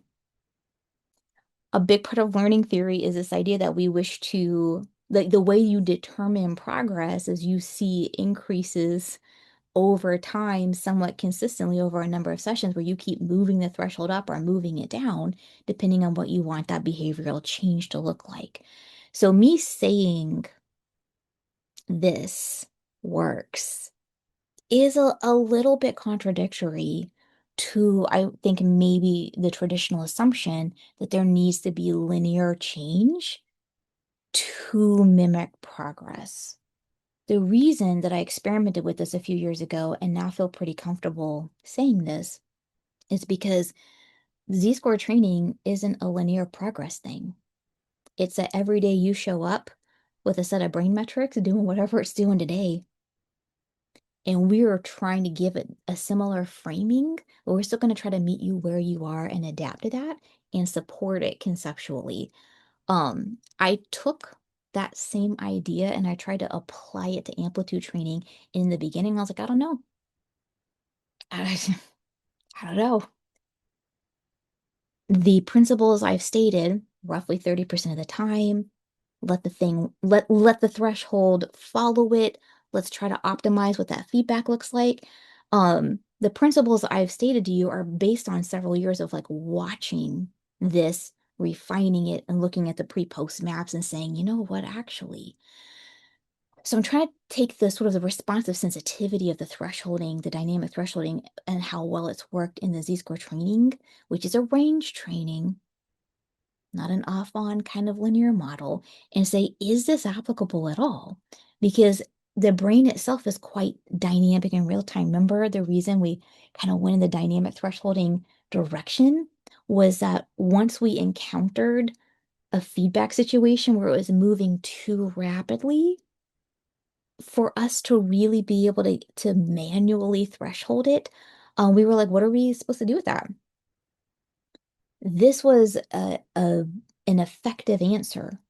So I was like, why can't it also potentially work? If it could work for a region of interest that we see like a lot of dynamic movement in, why couldn't it work locally in the same concept for amplitude training? I think it does. But even though I think it does, I also think it's very reasonable for people to be a little suspicious and to want some degree of manual control over the thresholding. So that's why I'm like, listen, the thresholding will still do its adaptation, like it's still gonna move around, but you can determine the percentage of feedback they're actually gonna get. So if you want them to get a little more feedback or make it challenging and get a little bit less feedback, that's what these difficulty meters will have you do. It'll still be dynamic, but you can determine the enthusiasm. So you'll see this one's running 25 because we stuck it up at 130. This one's running 100, like at 100. This one's running like a little like high. This one's running a little lower. This one's running a little higher. These are the two original. They'll just hang out in those ranges. You'll need a minute or two to let it sort of settle in and kind of stabilize, but it'll stabilize in roughly that range and you can make it higher or lower. The reason maybe for making it a little easier is if you've got really low power, go ahead and give them a half of a session or a couple sessions where you are making it a little more, like you're giving a little more feedback.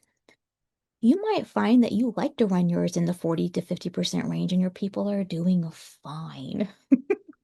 Completely acceptable. Like I'm giving you principles, not rules. Not really a rules girl. I'm definitely a principles person where I'm like, look, there's some basic ways that we think this works. Let's test it out. Um, I am excited for you guys to get to play around with this. Um,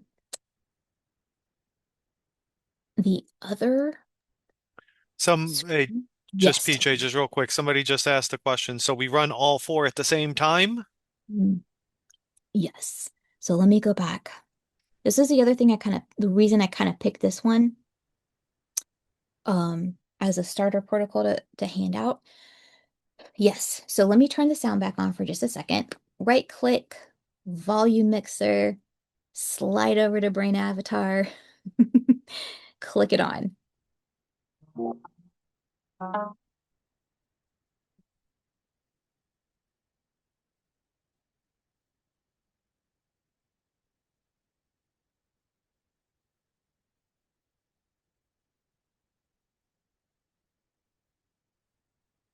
You're probably if you've used any Z-score training at all, you're probably familiar with the variable sounds of the Z-score training. What I have are 4 somewhat gradient warm pad sounds that I've distributed across the frequency range for the 4 of these. They will not compete sonically with the Z-score training. they will layer on each other in the background.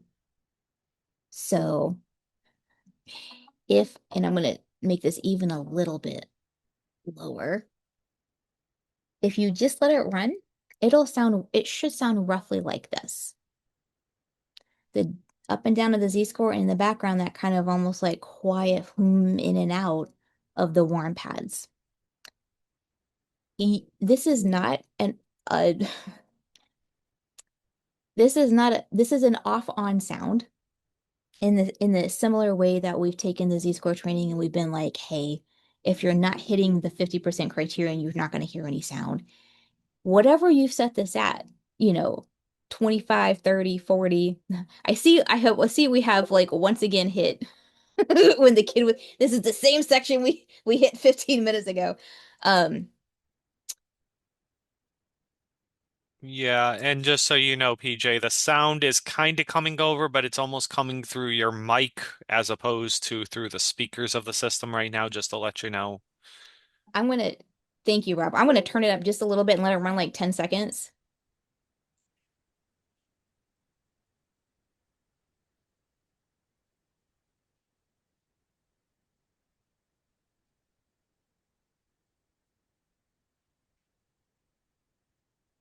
If you could hear that at all, which again, once you get it and you run it a little bit, and listen to it, what is this operationally?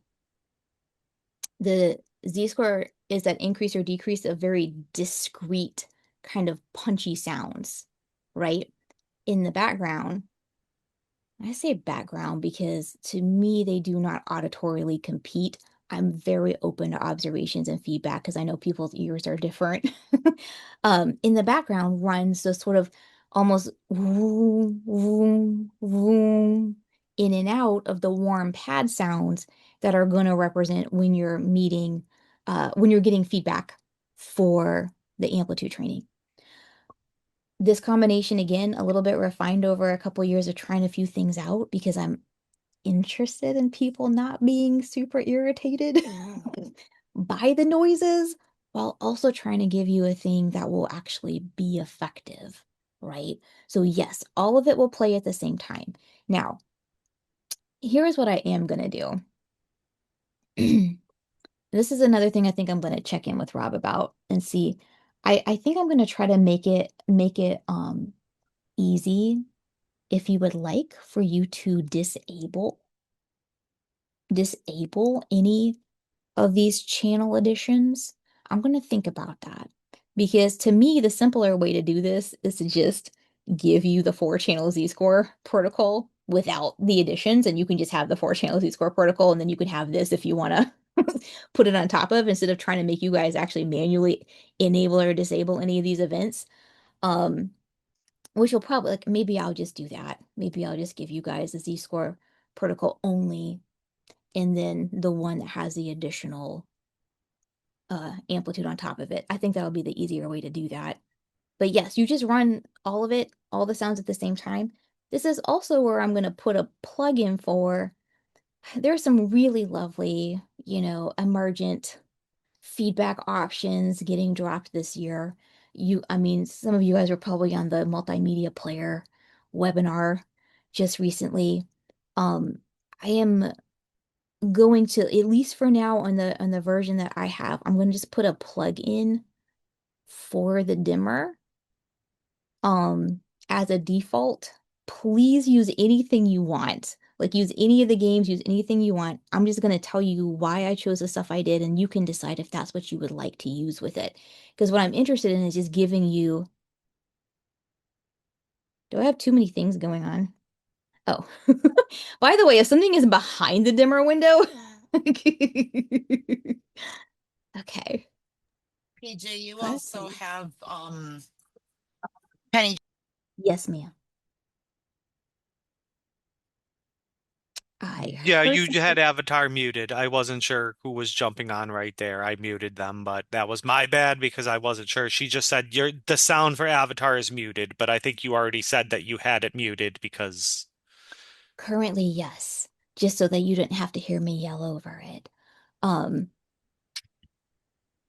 The other thing that I will say is that part of the reason I've been a bit of a fan of the dimmer over the years has been because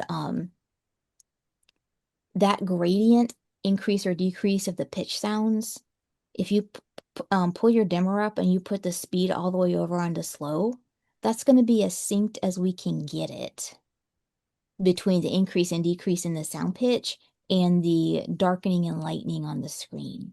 So what I'll usually tell people is absolutely pull up any games or anything you want. I strongly recommend that you keep the sound feedback. Just let it run in the background. Remember, you can make the brain avatar sounds quieter and other things, either a show or a game or whatever you're interacting with, a little bit more prominent. But as long as those feedback sounds are audible in the background, it'll do its job. Um, if you put the dimmer on at the same time and slide it all the way over to slow, that's as close of a sync, auditory visual sync as we're going to potentially get, which basically means you could drop this over a game you're playing, drop it over whatever you want visually, go ahead and put it over like the CSA tab or whatever it is you want to show them, right? The dimmer can go over whatever. Even if you're playing games, you can drop the window over a game. The reason I'm saying this is because if you make the dimmer and the auditory feedback kind of slightly background mode, and after the first couple sessions, they won't even really notice it anymore while they're engaging with whatever else you've given them, a show, a game, whatever it is, but it will still be doing its job. And it is that auditory feedback combination and a little bit the visual, increase and decrease of the dimmer synced together that I really think is driving a lot of the efficacy. Like, yes, I think this is kind of an excellent combination of things, but I think that's driving a lot of the efficacy of the outcomes that I've seen. I'm gonna pop open the chat real quick and just see if there's anything that I'm missing. And you guys definitely feel free to ask questions. The other thing, isn't this confusing, especially when we use dimmer as a feedback? Okay, are you talking about like all the different sounds and then also the dimmer? Like, is it confusing to the brain if there's like multiple different sounds and then a dimmer? Is that the question? You can just say yeah, yes or no, or drop it in the chat. I've got it Hi, open. it's me. Yeah, it's Hey, better if I talk. Hi, yes, Sheila from Portugal. hi. Um, my question is this. Actually, I have a few questions. Can I ask all of them at the same time? Yeah, So, okay. So you are mixing Z-score and amplitude. I have a different percentage reward for Z-score and for amplitude training. The feedback that I'm showing to the client, like the dimmer to watch Netflix, for example, yes. is following all of them together or following only Z-score? Only Z-score. Okay, and the sounds that you were trying to show us is the amplitude training. Am I right? It's Z-score and amplitude training. Okay. So the person watching the Netflix with dimmer receives feedback from Z-score training separate, and then we have the sounds in the background that receives from both of them. Yes, so think of the dimmer as being a little bit synced up with the Z-score. So as that increase and decrease in pitch is happening, it's getting dimmer and lighter. That's why I Yes. said slide, and I'll open it again I said that a little quickly. When you guys are setting Yeah. up the dimmer, if you'll slide the speed all the way over to slow, Mhm. that is as close of a sync up as we're going to get between the increase and decrease in pitch. Because remember, it's like a gradient, right? So if you got it on slow, it's gonna sync up as closely as we can get it between the increase in the auditory pitch and the lightening in the screen, decrease in pitch, darkening in the screen. So what'll happen is if you put the dimmer up, you're going to have a synchronized recruitment of auditory and visual. The reason that's useful, because remember the amplitude is a little bit like additional layer on top of the Z-score bones, right? So we basically say this is a Z-score protocol. but we're asking for a little bit of extra enhanced bid for response and attention by putting the amplitude on top of it. So it's still like a Z-score training protocol. So the dimmer and the auditory feedback for the Z-score training that's like up and down, those two are kind of the primary sync up to Yes. recruit orientation. That being said, I've had some concerns over the years if I have too many sounds, or I'm asking Yes. too many things of the brain, or I'm doing it this way or that way, that I am going to confuse and make it more challenging, and it's not going to work. I've had those same concerns using STEM on top of neurofeedback, right? Or kind of integrated in. Like I've had all of those concerns. And what I've done over the years is basically just stack stuff together and try it. What I'm using for outcome data or to drive some of the design principles or the things I'm saying is looking at pre-post maps, looking at clinical outcomes, and trying to take cases that are not moving. Like, what are the worst? And I'm saying worst, that's like such a, I don't mean to use like a Bridget. value term, but the most challenging cases where we're just not seeing the outcomes and being like, what can I do differently or what can I add in that maybe will increase the chances for a response, right? So this is one of those things. Like adding in STEM is one of those things. And this was me being like, not everybody handles STEM super great. Some people are just a little compromised and sensitive, and so you can't really use a lot of STEM on them to, help jumpstart some results. Yeah. So I was like, what can I ask? This is what I consider to be still a very gentle ask. Um, and so that's kind of what this came out of, and that's why this particular arrangement, like this protocol, sensory motor strip, 11 to 14, 15 to 18, I'm like, what have we kind of seen operate independently very positively over the years? What have I seen the last couple of years of combining it together? That's part of the reason that the dynamic thresholding became such a deal with Yes. making this is because there needs to be a certain amount of meshing that's happening so that it isn't cognitive, like it isn't dissonant, and we're not asking for things that are really competing. But I needed independent sounds for the amplitude because they can't just get subsumed into the z-scores. These are focal asks, right? So I was like, I don't know if this is even going to work. It's been some years of trying it, and there were some things I have absolutely jettisoned. I have tried some combinations of things, and I have just been like, I hate this. The client hates this. This is not working. You know, um, this is basically what's come out of trying a bunch of things and being like, what do I feel pretty comfortable isn't going to be too overstimulating, irritating, or ineffective. This is a slight, it's a series of noises that don't make any sense to the person cognitively. Like there's nothing about this the auditory feedback. There's no like musicality, right? Like it's just like random noise. But it's not random. And so Yes, that was my other question. Sorry to interrupt you. please, I'm doing neurofeedback for 10 years already, and I think I thought that it will work only if the client consciously understand what is the feedback and tries to get it, like tries to get out the dimmer, tries to get points in the game. So what you're saying now is that they will, after a couple of sessions, they will even start not bothering the sound. They don't bother them. They focus on the game, but it will work. How is that? yes, I'm so glad you said this. You know, there's Um an example we should give. When we teach EEG, we show an example where a professor is teaching a class, and when the students try to control that professor without him knowing it. And when the professor moves to the right side of the room, they pay attention. And when the professor moves to the left side of the room, they stop paying attention. And without knowing why, that professor begins to go to the left side of the room and stay there.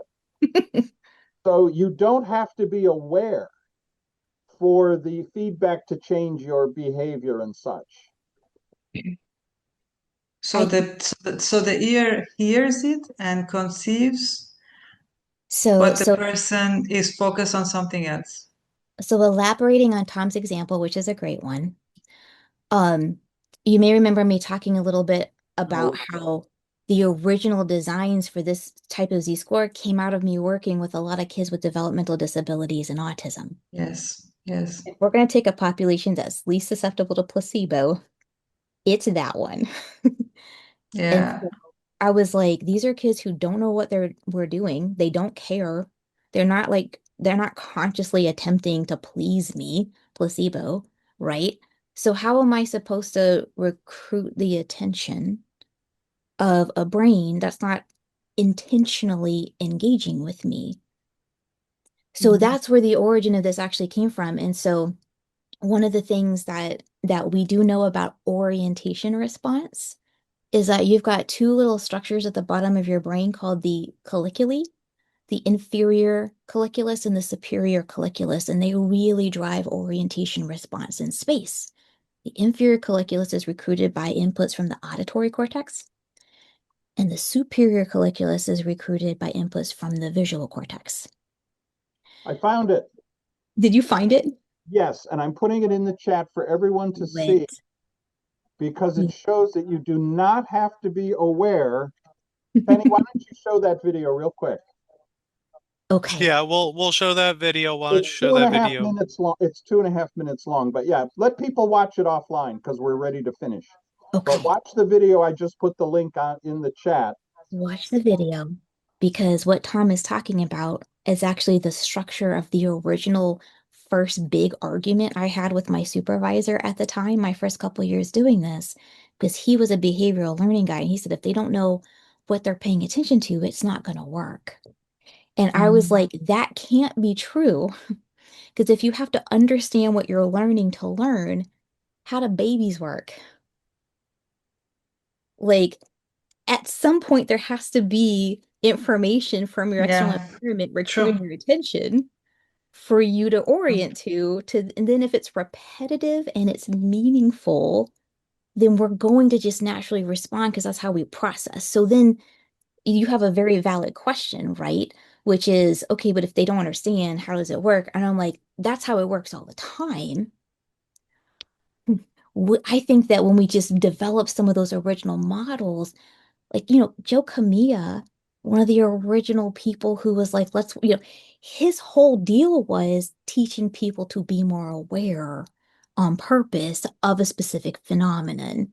So the early stages, right, made sense. But when Barry Sturman was working with the cats, it worked on cats. The cats weren't aware of what they were supposed. So I'm like, okay, clearly there were some things here. So once I kind of was able to put together some of the mechanisms of it, this was Mm. how the sound design and the dimmer being synced up with it, multiple, like this is where that came from was it's our job to recruit the attention and give it meaningful feedback if we do it properly. This should work on anybody, kids, Okay. elderly people, doesn't matter, should still have an effect. Margaret Ayers used Okay. to bring Okay. Thank people you. out of comas. Yeah, Margaret Ayers pulling people out of comas. I was like, if there's a population even less placebo susceptible than Mhm. kids with autism, people in coas, right? I have challenges with autistic kids. Yes, true. It's hard. My other question, thank you for clarification.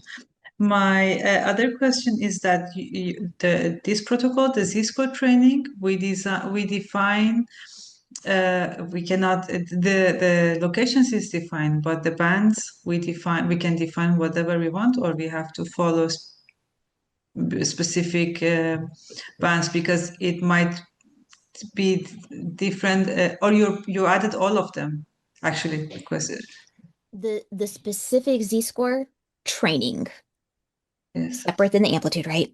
The specific Z-score training currently includes all of these as the pile of metrics.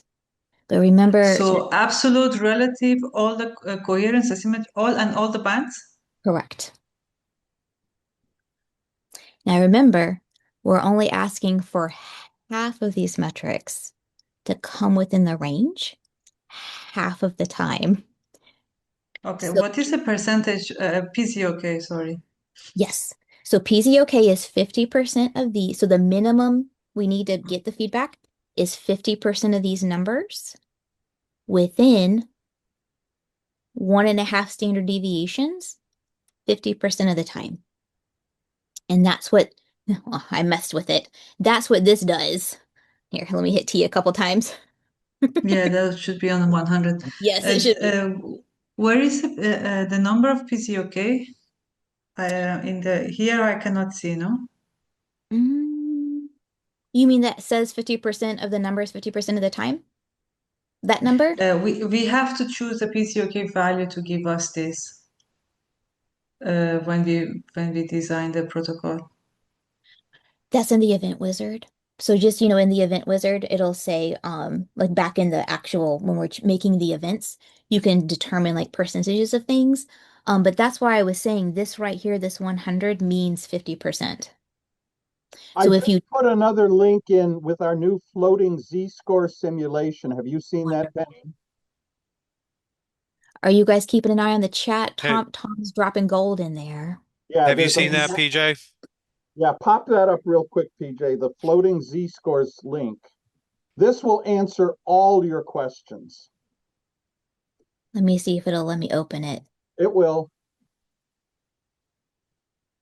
There. Now look at that. Oh, that's fun. See them go? That's a lovely. Beautiful. And you can change the percentages. Where do I change the percentages? Look on the lower right.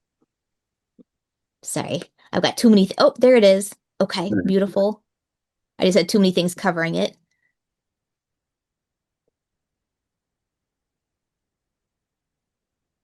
You change the standard deviation. Yeah. So set it to 1.5 Okay. and then change your percentage. Yeah, use 1.5. Okay. And then what's your percent? That's the reward. Criteria 70%. Oh, I see. Change it to 50. Beautiful. This is a Now, lovely now simulator. slide up and see what you see. This is a lovely simulator. There you are. There's Penny's protocol. 50% of them have to be within that 1.5, 1.5. And you see how it automatically tracks what's going in and out. And the ones that are extreme outliers are ignored because they just stay out there. And the ones that are staying inside are essentially ignored. So you're learning from the ones that are going in and out.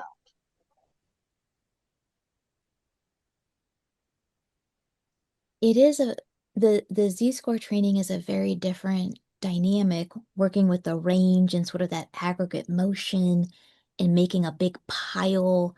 Let me keep this available here.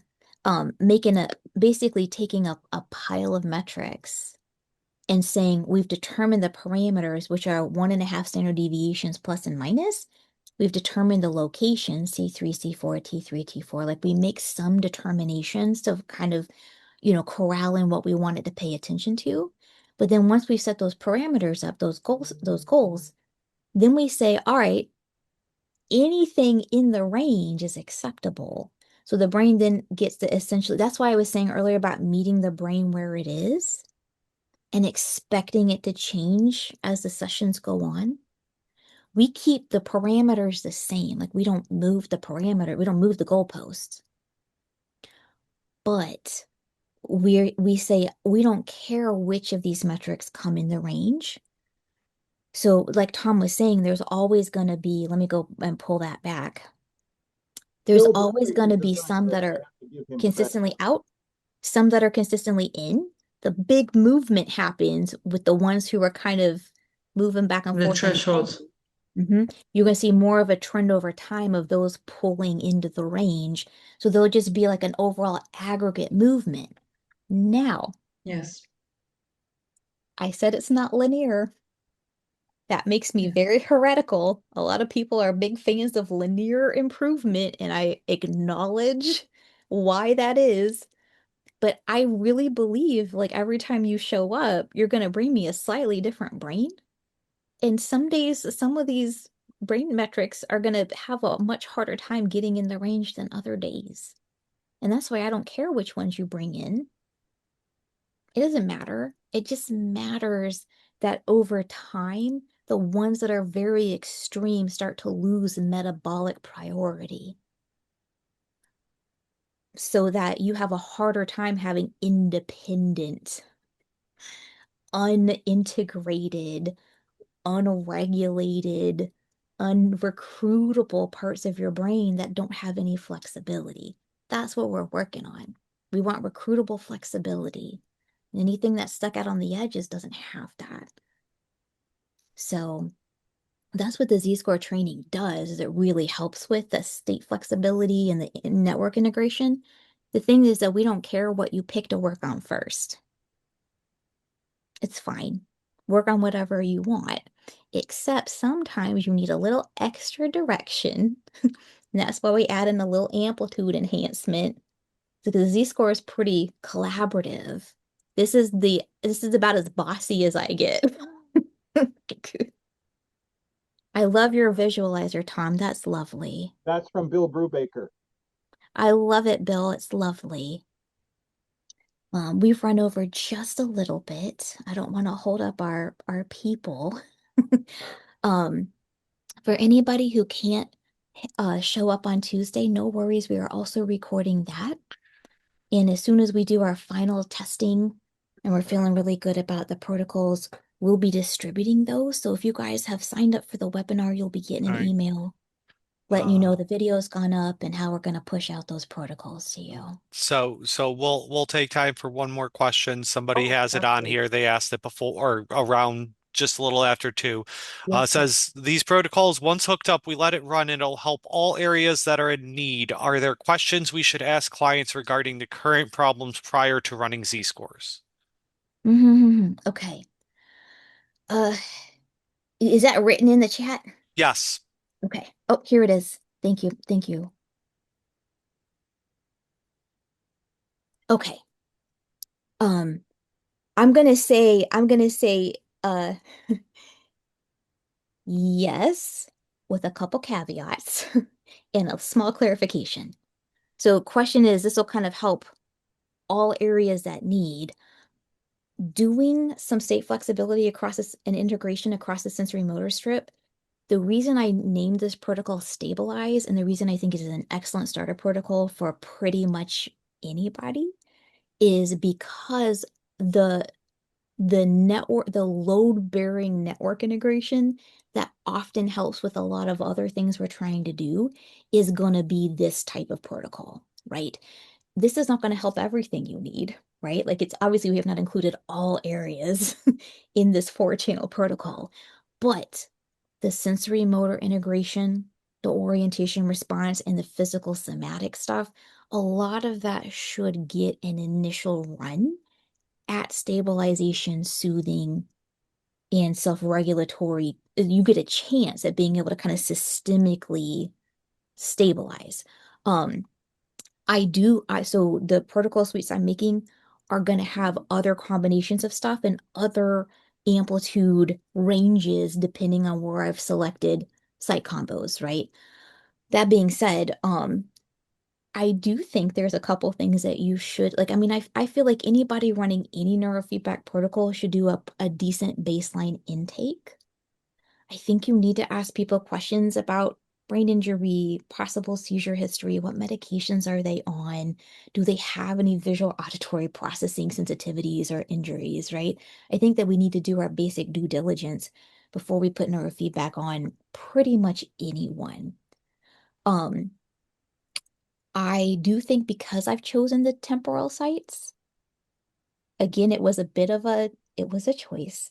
I talked more about maybe the muscle tension as like artifact is going to be an issue, but it is true that some people have a little like, especially if you've got like a past seizure focus, a lot of times seizure foci can end up like, a lot of times we have like a temporal lobe is a seizure origin or focus for a number of people. So I think doing a decent responsible screening of anything you would ask before you do neurofeedback.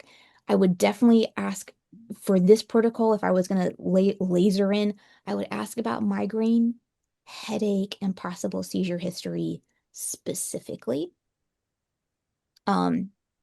Just because, like, the migraine, the jaw tension, the tension headaches, and potentially a possible temporal lobe seizure focus. These would be the things that I would kind of try to check about that might be a little bit more higher level than just the basic screening of how easily do you get tired. You know, let me know if you sleep more or sleep less after doing, like, I do think you should do baseline screening. Migraines are kind of the baby cousins to some degree of seizures. I will say this.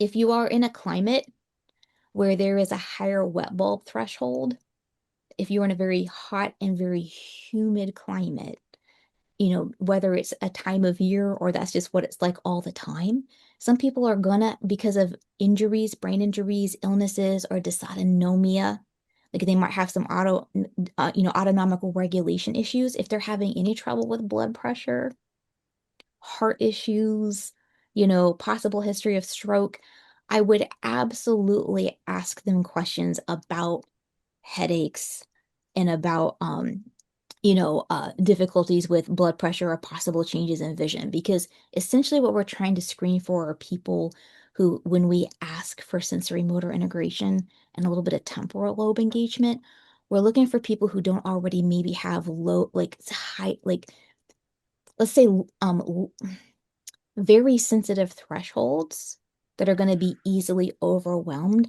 by asking for cortical arousal and engagement. I hope that helps. Yes, it did. Good. Right. Sorry for my ignorance. So you said to ask this stuff, but what is our response? If you say yes, then we don't train this protocol. If Well, the answer to those questions is if they yes, tell you that they have a history of and are potentially under treatment for seizures, that's already a screening element where you might want to decide if this is a person that's appropriate for your expertise, right? So right out the gate, yes, okay.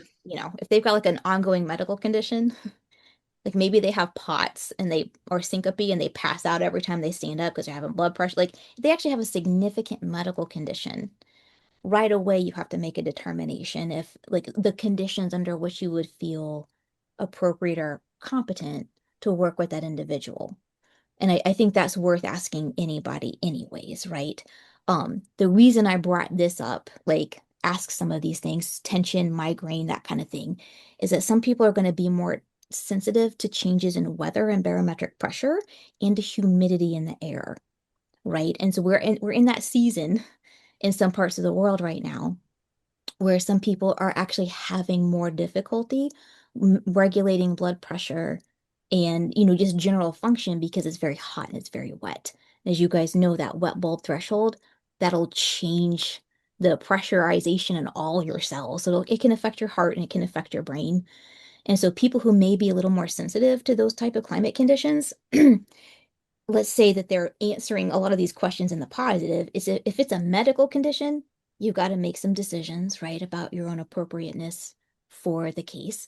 But if they're saying things that sound like they're a little sensitive, then what you would want to do is potentially start them with maybe a much shorter exposure. It is completely reasonable to do 3 to 5 to 8 minutes of neurofeedback with people that we consider to possibly be very compromised. It's very reasonable to do a couple sessions of slow ramping of time and ask, right? I think sometimes people don't want to do that because they think that they're not giving people their money's worth.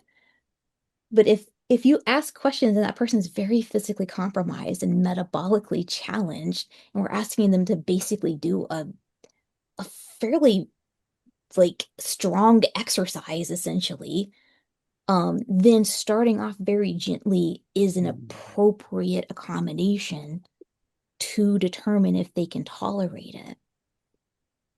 If you do 5 minutes and then, they go home and have like a blood pressure episode.